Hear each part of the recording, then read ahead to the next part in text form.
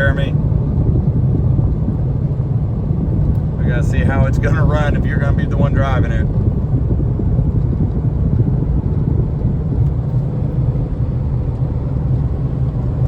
So this is a 2012 Dodge Challenger that was a 5.7 that is now a 6.2 from what I understand. It's got a intake that looks like your old carburetor intake with a fuel injected throttle body.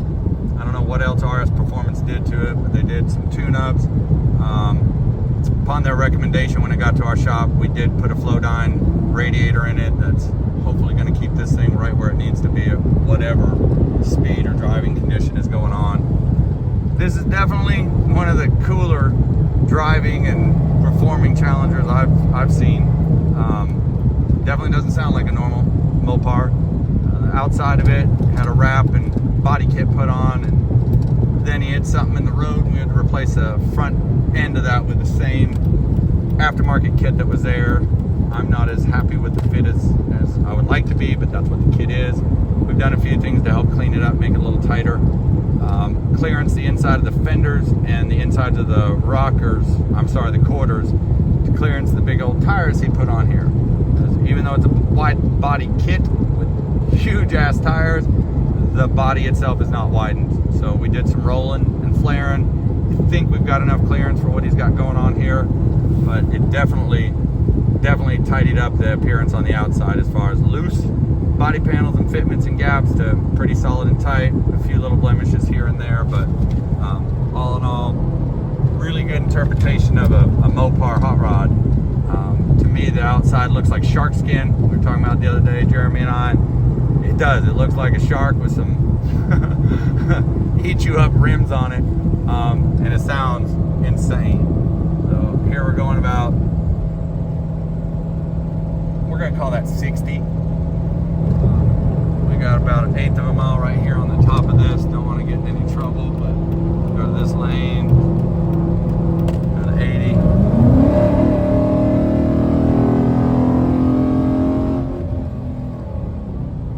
Pretty quick. Doesn't have any vibrations at those speeds. Feels pretty solid. Steering wheel is really comfortable. I forgot when we put the front end on, we had to replace the subframe or the engine cradle, and upon that, having to remove all the suspension, Jeremy and I made a decision. He paid for it, bought the parts. We were able to use the insurance labor to remove that cradle and then go put new parts back in it. So it's got all new OEM ball joints, tie rods, sway bar links, I believe. Can't remember if there was anything else that was done, but pretty much front end, and then we had alignment done on it, set everything to a nice height and nice tightness.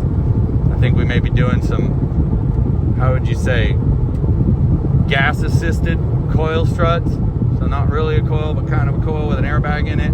Maybe to be able to tune this up and down a little bit more depending on going straight or going in and out of neighborhoods and whatnot.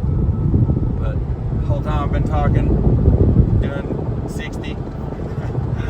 We're keeping a good temperature, way better than the factory radiator. Beforehand, we had just about, how would you say, 3/8, almost half on the temperature. Most Mopars run just under half. So we got clearance that, about another couple notches. Nice. And mind you, it's Texas. It's 6:16 in the evening. I'm going through traffic. This thing's performing really well. So I'm gonna keep recording. We'll see what ends up. I'm just doing this for video log and proof of life. That's for you, Jeremy.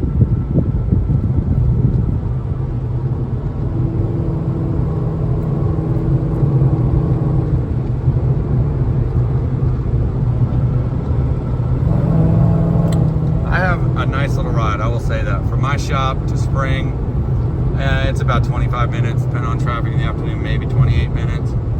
But it's usually pretty nice. Not what you get inside Houston or inside the belt. What you see coming up in the foreground is Highway 99. That's our biggest loop down here in Houston now. We go all the way around, way outside the city.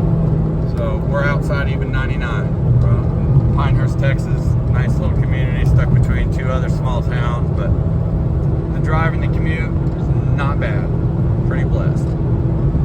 And I'm driving home this bad little ride to see how it's gonna do. So thank you, Jeremy, for allowing me to do this. Try not to get pulled over.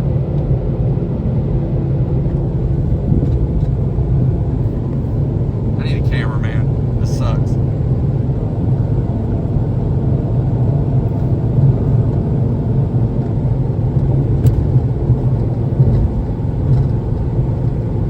Yeah, Jeremy, I think you're gonna like this now. This thing is definitely drivable,